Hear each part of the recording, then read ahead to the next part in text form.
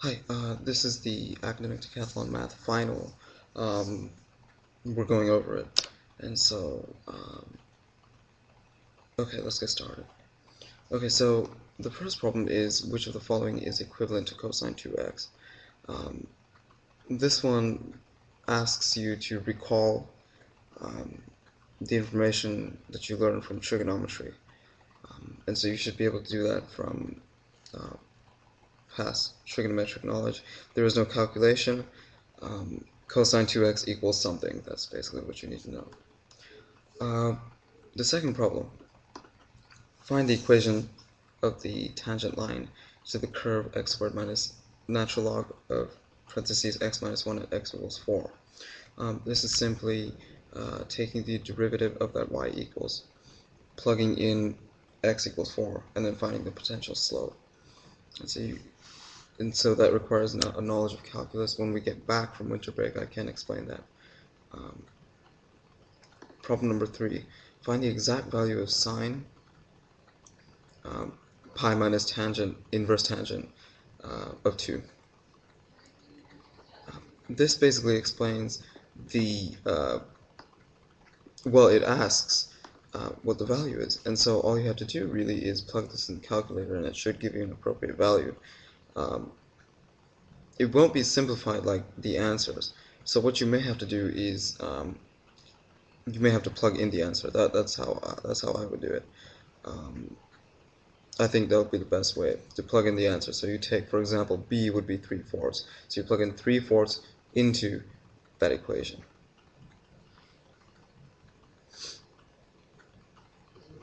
Okay, problem number 4. 6 atoms are in a bulb. What is the chance of that all the atoms will be in the 2 bulbs? In other words, what is the chance that all the atoms, 6 of the atoms, will fall in the same bulb? Well, all you do is you do 1 over, okay, then you do 2, so 1/2, right? Then you take a 2, and you raise it to the 6th, because there's 6 atoms. Now, why 1 over 2? Well, because there's 2, there are 2 bulbs. And so you would do 1 over 2 to the 6th, and you would get D, 1 over 64, and that is the correct answer. An altitude is drawn to the hypotenuse of a length. This is problem number 5. Length triangle ABC divides the hypotenuse into 2 pieces, length 1 and 2. Find the area of triangle ABC. This is simple. All you have to do is you use those 2 heights to find the Pythagorean theorem, and then you find the area using those three sides. It's fairly easy. Now, as you see, you want to take a look at the answers. As you see, it looks like this is going to be a special triangle, and I'll give you a clue. It is. So whenever you get stuck on a math problem, you always look at the answers to see, well, what are they asking me to do? And in this case, they're asking you to assess special triangles. Actually, in this case, I'm asking you. The length of one side of this, okay, this is problem number 6. The length of one side of the square of the base of a rectangular pyramid is 2 root 2 units, and the length of one side of the triangular face is 9 units. Find the volume of the pyramid. Okay, finding the volume of the pyramid involves a formula. This formula would be 1/3 base times height. Okay, let me check that.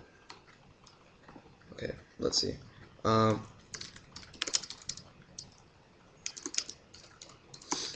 So currently I'm searching volume of a pyramid, and 1/3 base times height. That is the answer. So you plug that in, and there we go. Base meaning the bottom, right? Okay. Number 7. What is the maximum value of the function y equals 5 cosine pi minus 4x minus 3 sine pi minus 4x minus 6 tangent 2x plus 3 over 2 pi? Okay, now this is a problem that involves trigonometric graphs. Okay, it's fairly simple. A trigonometric graph is like a wave, just kind of, it's a wave. And So you can easily find the maximum from the amplitude. The amplitude is what is in front of the equation. So what's in front of the equation? Well, we have a 5, a 3, and a 6. Well, actually, we have a -3. Okay, so what you would normally do is you would say 5 minus 3 plus 6. 5 minus 3 is 2, 2 plus 6 is 8. So you would think it would be 8. However, you have this pesky little tangent. Okay, now tangents are formulated so that their graphs don't have a maximum. It's either negative infinity or positive infinity. And because you have that, you have to put e. There is no maximum. Okay. A. Find the area of a regular septagon. Uh, septagon is 7-sided. Okay. So automatically, whenever they give you a polygon, automatically think, okay, well, how many sides are in that polygon? And one of its sides is 9 units. Okay, that's fine. What you have to do is you have to plug in the equilateral triangle formula, which is basically s cubed root 3 over 4. Okay. Actually, you might want to check that. It's either s squared root 3 over 4, or actually you can type it in Google. They will give you the formula. I apologize. I'm blanking out. So what you do is you take 9, right? You take 9, plug it in your equilateral triangle formula, and then multiply that value by 7 because there's 7 sides. And they want to know the whole area. So that's why from that you can get the answer. Now look up that formula, the equilateral triangle formula. All right? Okay.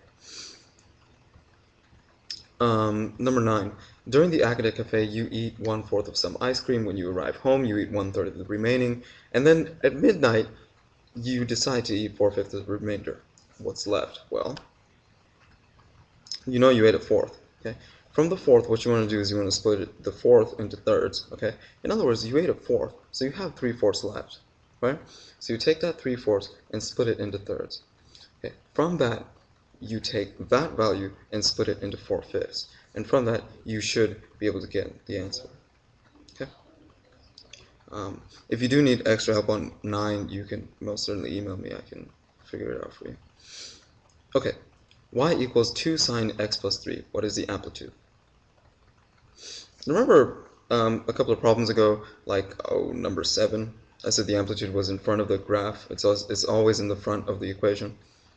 Well, y equals 2 sine of x plus 3. What is the amplitude? 2. Right? And the amplitude basically tells you how high and how low the graph can go.